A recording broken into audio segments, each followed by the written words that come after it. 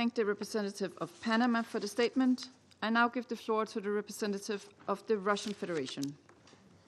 Спасибо, госпожа председатель. Thank you, Madam President. Благодарим заместителя генсекретаря ООН по гуманитарным вопросам Тома Флетчера за обстоятельный доклад о происходящей в Газе рукотворной человеческой катастрофе. Когда делегации Алжира и Сомали запрашивали наш сегодняшний брифинг для обсуждения деградирующей гуманитарной ситуации в секторе Газа, они вряд ли могли предположить, что накануне произойдет резкое обострение ситуации, и все договоренности о прекращении огня в ночь на 18 марта авиация Израиля возобновила авиаудары по Газе, которые привели к новым жертвам. Сообщается о более чем 400 погибших, а также о подготовке Сахал, наземной операции в Таким образом, режим прекращения огня был нарушен, и трагедия простых палестинцев приобрела новое измерение. Эта трагедия разворачивается на наших с вами глазах уже полтора года. За время военной операции Израиля от сектора и так практически ничего не осталось, кроме дымящихся руин. А счет погибших мирных газовитян перевалил за 48 тысяч. Гуманитарный кризис в анклаве приобрел поистине библейские масштабы, что подтверждают и представленные сегодня оценки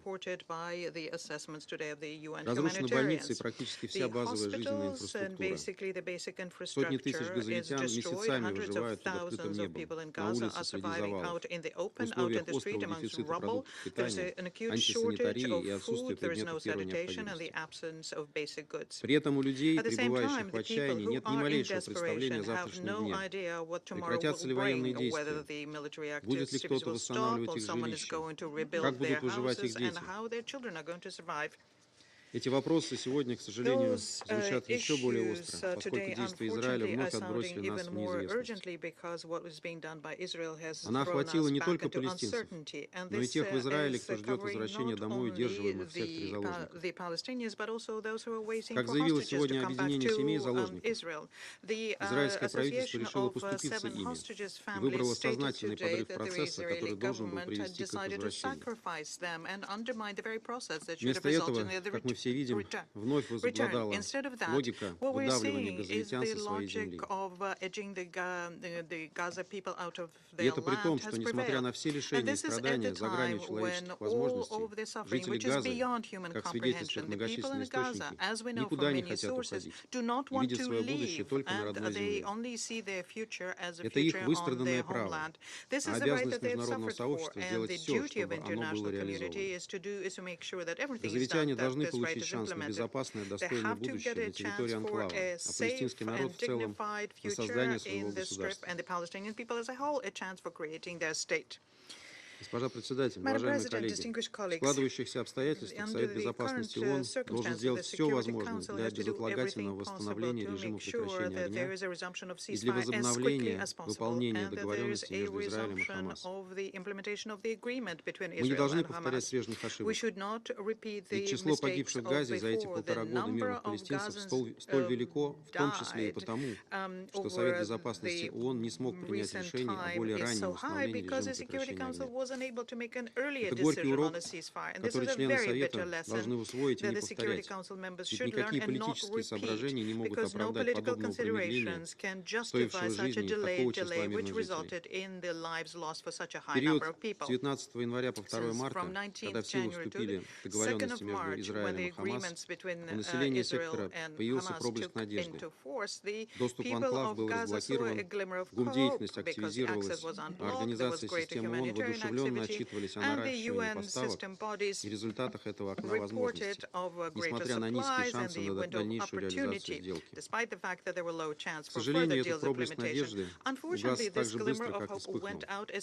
Западный Иерусалим снова закрутил гайки. И вот уже как 2 недели жители Газы вновь столкнулись с блокадой, перспектив снятия которой не просматривается. Сегодня же эта блокада стала еще более бесчеловечной. Власти Израиля подвергают обструкции работы международных гуманитарных организаций и агентств, запрещают ввоз любых грузов и коммерческих товаров, обрекая население на еще большие страдания. Насколько мы можем судить, сегодня пункты пропуска были закрыты совсем. Отключение 9 марта от электричества опреснительной станции, о которой уже говорили мои некоторые коллеги, еще один случай откровенного пренебрежения международным гуманитарного права со стороны Западного Иерусалима. Это решение, которое, к слову, не имеет никакого военного смысла, ставит сотни тысяч людей под угрозу смерти из-за того, что они лишены доступа к чистой питьевой воде. Вдумайтесь, на сегодняшний день только каждый 10-й житель анклава может позволить себе чистую питьевую воду. Последствия такой ситуации будут катастрофическими, в том числе и потому, что в таких условиях крайне велик риск масштабного распространения инфекционных заболеваний, а возможности оказания медицинского содействия, как мы видим, в анклаве практически нет. Госпожа председатель, самую серьезную озабоченность вызывает продолжающийся кризис вокруг БАПОР. Откровенная травля агентства и соответствующее решение Кнессета о запрете его функционирования на некой суверенной территории Израиля лишь дополняют картину преднамеренного подрыва гуманитарного реагирования в анклаве. Невозможно оспорить важнейшее значение БАПОР для палестинских беженцев, как и нельзя отрицать тот факт, что именно эта структура ООН продолжает играть безальтернативную роль в предоставлении содействия газовикам. Вновь заявляем о нашей непоколебимой поддержке БАПОР и напоминаем о роли агентства в процессе ближневосточного регулирования, включая решение одной из проблем окончательного статуса палестинских беженцев. На этом фоне мы слышим от израильских властей заявление о наличии у них некого плана, предусматривающего взятие Западным Иерусалимом под свой полный контроль поставок и распределения гуманитарной помощи. Подробностей на этот счет немного, но есть все основания полагать, что этот план, в случае его реализации, не только существенно ограничит операционные возможности международных структур в секторе Газа, но и подорвет функционирование созданного в соответствии с решением Совета Безопасности ООН механизма 2720. Ясно и то, что заменой масштабных ООНовских гуманитарных усилий подобный план быть не может.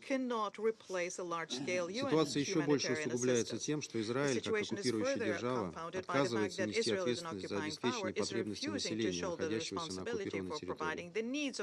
Мы все видим, что такие понятия, как забота о населении или защита гражданских лиц, не значатся среди принципов и методов проведения ЦАХА военных операций, осуществляемых задействованием тяжелой техники и авиации как в секторе Газа, так и на западном берегу реки Иордан, положение на котором членам Совета Безопасности ООН еще предстоит обсудить в этой пятницу. Гуманитарные структуры ООН доказали, что способны, особенно в условиях прекращения огня, вести результативную работу в анклаве и спасать жизни людей. Их нужно всемерно поддерживать, защищая гуманитарщиков от репрессивных действий со стороны Западного Иерусалима, которые носят исключительно политический характер. Страдания людей не должны использоваться в качестве инструмента ведения войны, шантажа и рычага давления как на Хамас, так и на все международное сообщество. А именно это сейчас и происходит.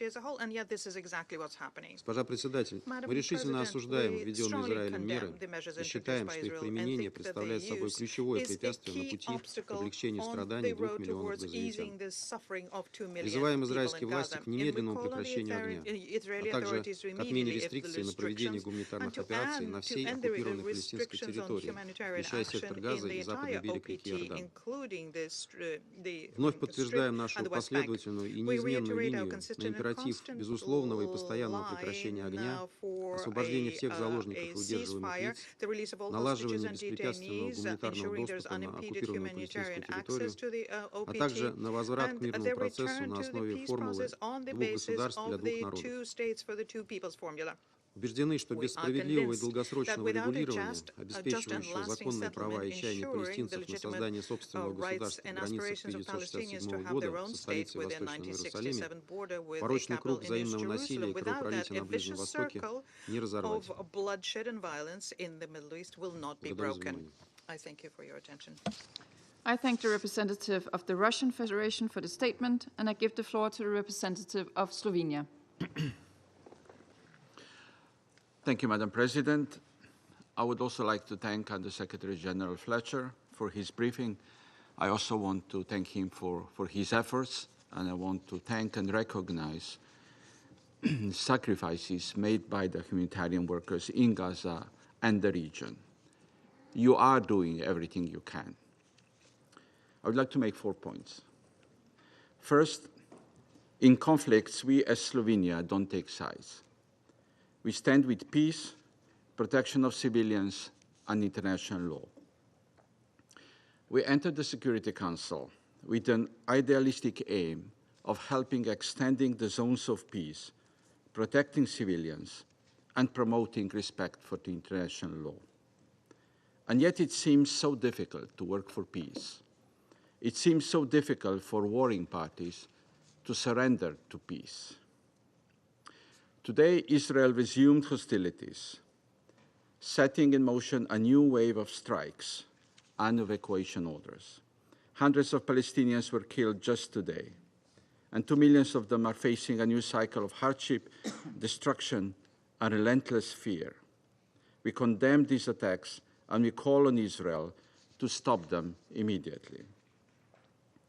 Second, Slovenia has been supporting calls for the ceasefire time and again, and we continue calling on the parties to return to the agreement made with the support of mediators and guarantors, the United States, Qatar, and Egypt, in line with the Council Resolution 2735.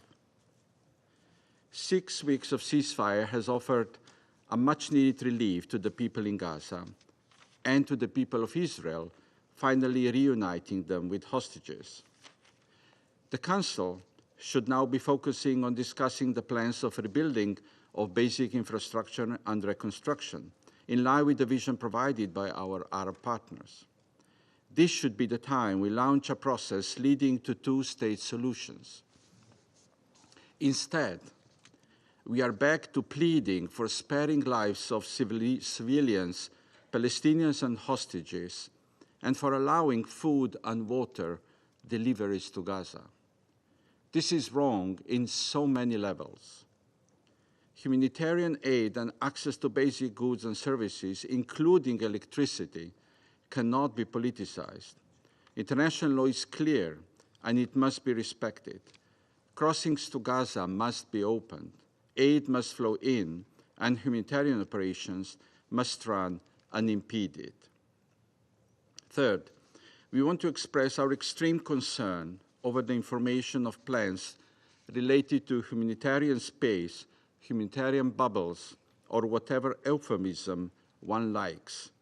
We also underline our strong rejection of any plans for a settlement of Palestinians. Fourth, it is roughly a year from the ICJ binding order on provisional measures focused on humanitarian aid, famine, and starvation in the case brought forward by South Africa. It is unacceptable that our conversations are still the same and that Council resolutions and ICJ orders are disregarded. Madam President, to conclude and to summarize, the resumed killing and destructions must end. Aid is not negotiable. It should not be weaponized. We denounce these actions, just as we denounce hostage-taking by Hamas. In Gaza, both Palestinians and hostages are being sacrificed. This vile war should not continue being fought on the shoulders of civilians. This is not only tragic for Palestinians and hostages in Gaza, but also for the credibility and relevance of the Security Council as the body responsible for maintenance of international peace and security. Thank you. I thank the representative of Slovenia for the statement, and I give the floor to the representative of the United Kingdom. Thank you, President. And thank you, USG Fletcher, for your sobering briefing. I also want to thank Algeria and Somalia for calling this meeting, an initiative which the UK fully supports, considering the alarming humanitarian situation. President, this meeting comes at a critical moment. As my Foreign Secretary has said, the civilian casualties from Israeli strikes overnight are appalling. I want to be clear. A return to fighting will only result in the deaths of more Palestinian civilians, Israeli hostages, and IDF soldiers. This conflict cannot be resolved through military means. We want to see the ceasefire re-established as soon as possible. The humanitarian situation in Gaza was already catastrophic. After 17 days, Israel continues to block all aid entering Gaza. Crossing points have been shut off. Bakeries are closing. Hospitals and desalination plants are running on generators that could stop at any moment. This is horrifying and unacceptable. Humanitarian aid should never be used as a political tool. We are calling for the following urgent steps to bring this terrifying situation back from the brink.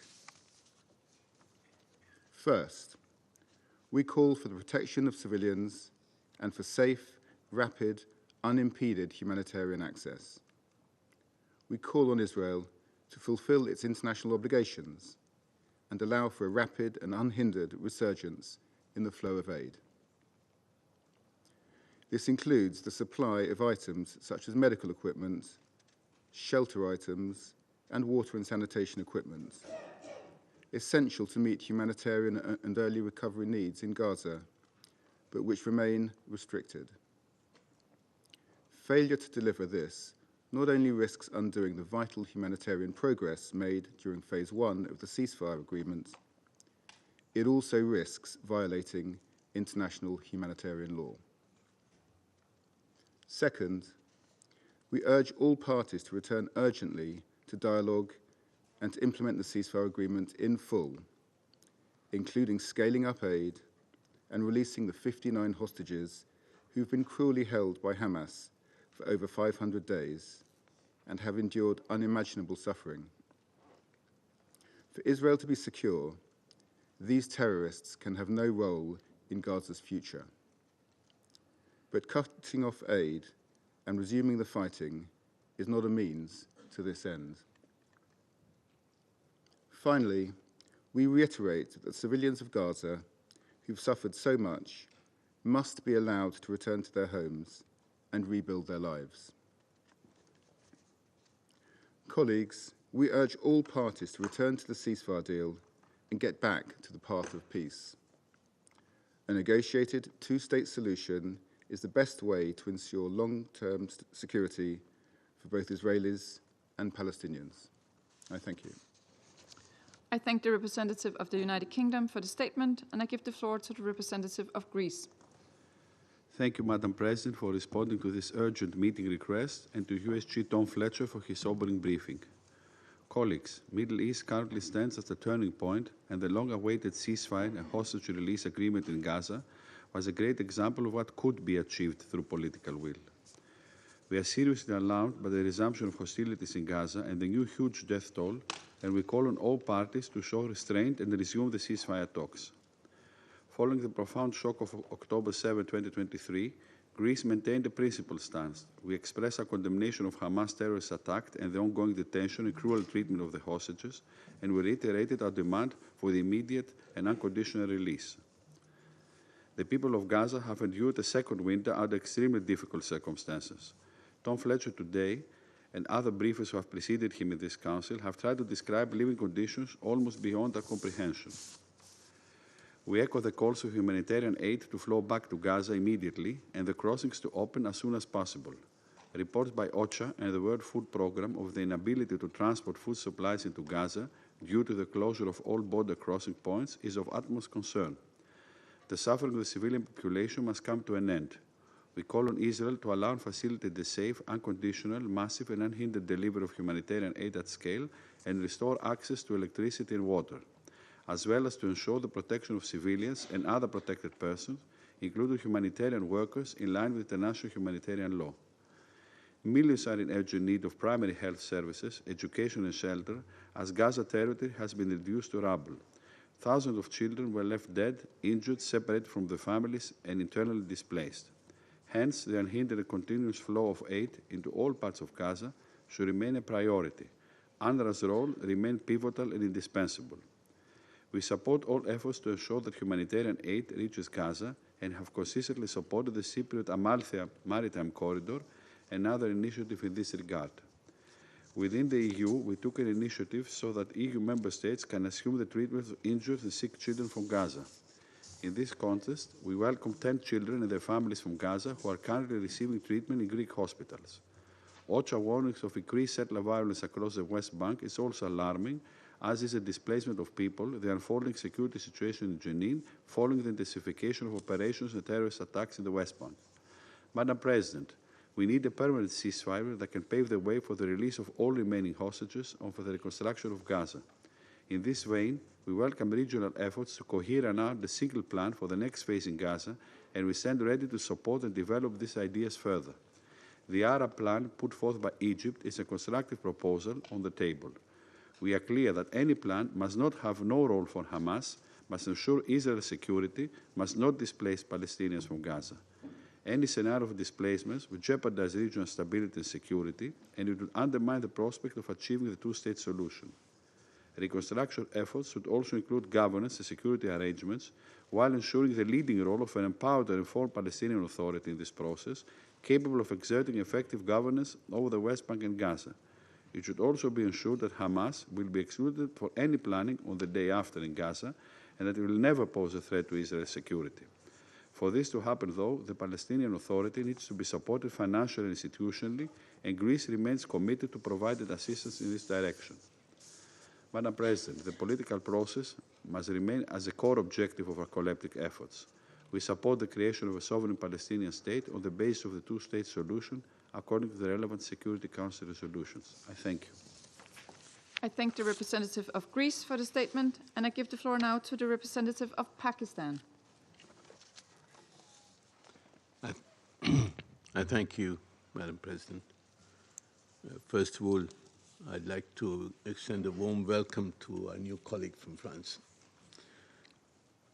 And we thank Under-Secretary General Tom Fletcher for his very sobering briefing on the humanitarian situation in Gaza and the occupied Palestinian territories. Madam President, we are at another tragic milestone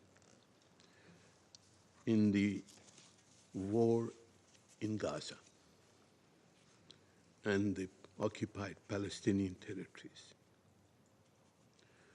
This war and the manner in which the Security Council and the international community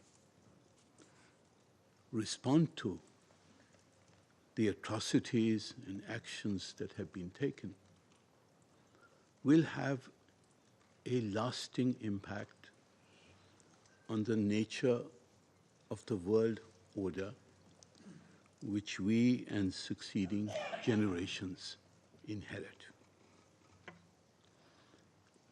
50,000 plus people have been killed in Gaza, 150,000 injured, and 2/3 of them have been women and children. Attacks on hospitals, schools, mosques, civilian centers. Every principle, every article of international law and international humanitarian law have been blatantly violated with impunity. Defying the resolutions of the General Assembly, of the Security Council, of the International Court of Justice. Unless the international community responds with justice to what has happened and is happening in the occupied Palestinian territories, our world order is likely to regress into the barbarism from which the Charter of the United Nations was supposed to rescue us. Madam President, the agreement of 15th January for a ceasefire, for a three-phase ceasefire, offered a sliver of hope for the Palestinian people, for the Israeli people, and for the world community. Phase one of that agreement was implemented, and serious consideration was continuing for the negotiation, elaboration, and implementation of phase 2 and 3 of the agreement as outlined in Resolution 2735 of the Security Council. The Arab and OIC Reconstruction and Peace Plan was under consideration in capitals. It offered a road to peace. But obviously, this glimmer of hope and hope for peace was not to the liking of the extremist leaders who rule Israel today. They see their survival in the continuation of the war. But is this in the interest of the hostages? Is this in the interest of the Israeli people? Is this in the interest of the Palestinians? And is this in the interest of world order? I think the answer is obvious. The first tactic to erode the ceasefire agreement was the imposition of the humanitarian blockade, an attempt to extort concessions beyond the ceasefire agreement of 15th of January. Blocking trucks, cutting off electricity and water, restricting NGOs, preventing access for Muslims to access the holy Al-Aqsa Mosque during the holy month of Ramadan. These are all tactics of the oppressor. And now they have escalated to blatantly violate the ceasefire and resume attacks against the helpless Palestinians in Gaza who were just returning to rebuild their homes. 400, mostly women and children were killed just last night.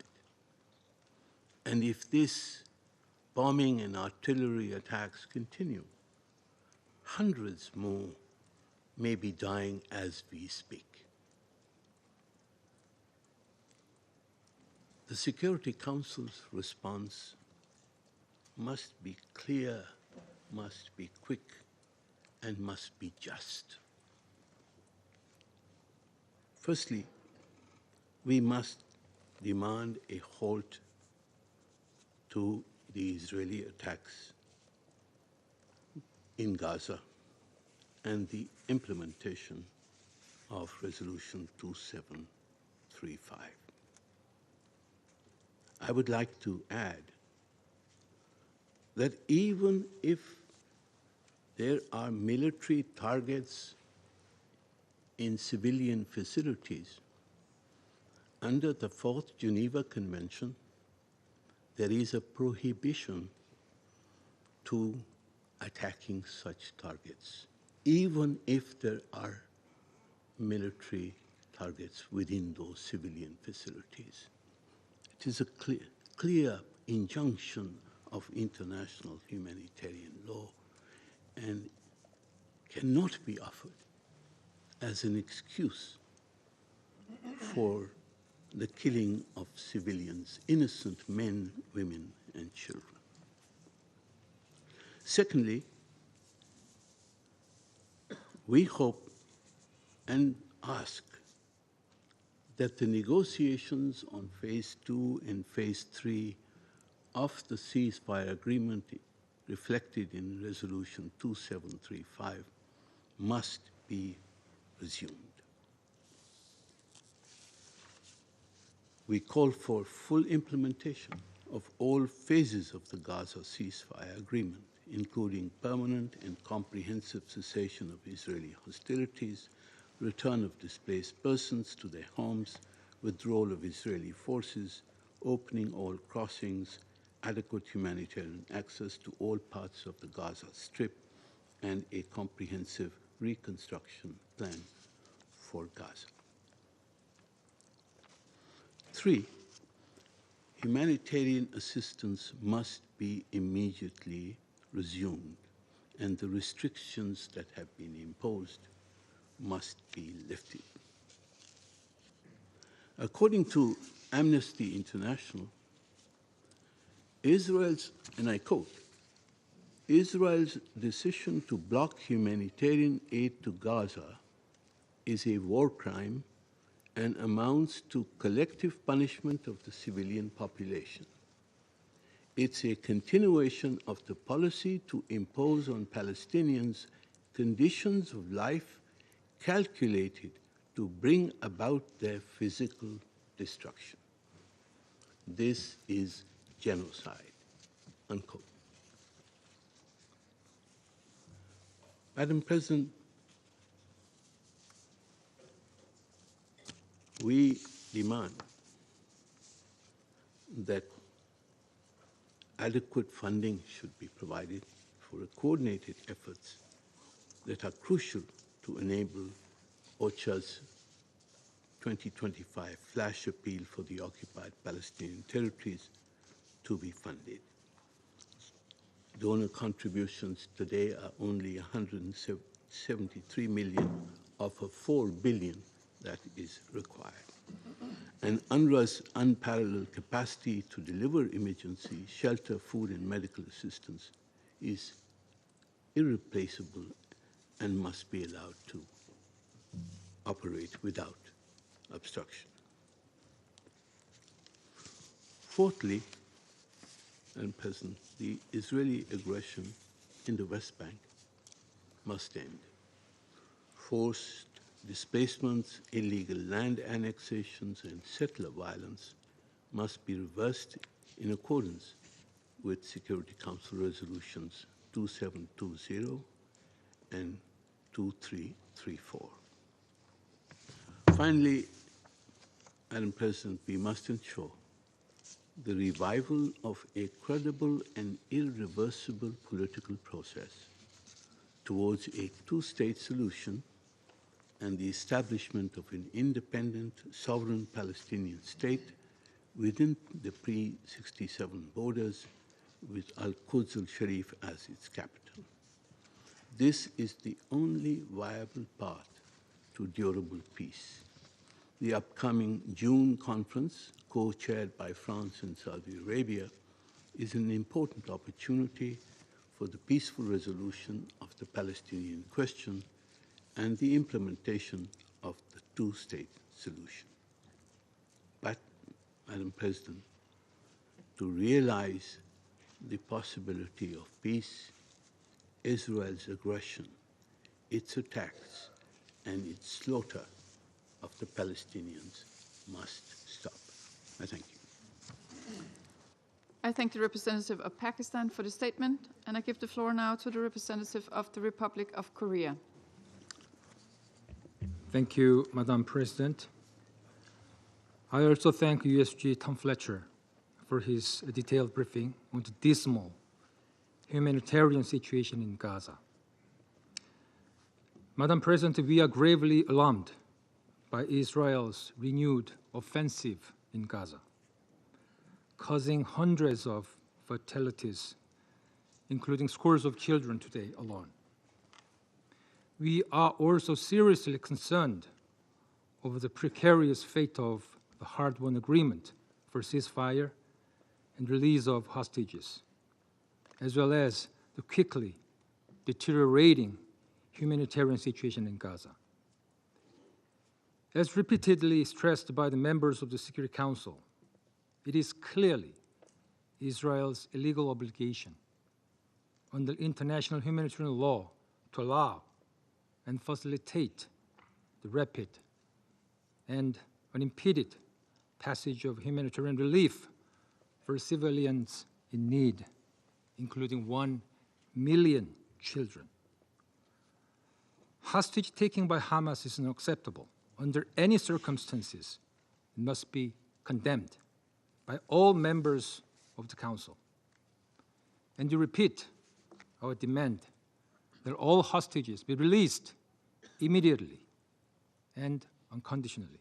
However, Hamas' refusal to carry out its obligation does not justify blocking humanitarian aid or using it as a bargaining chip, which is unacceptable and strictly prohibited under international law. Neither does it justify the resumption of an intensive military offensive, causing massive civilian casualties. We take note of the horrifying remarks by USG Tom Fletcher during his press briefing last Wednesday, sharing what he witnessed in Gaza in January. And I quote, "I said to my colleagues, why are the dogs so fast? Why are the dogs so fed?" And he said, because the dogs are looking for curbs.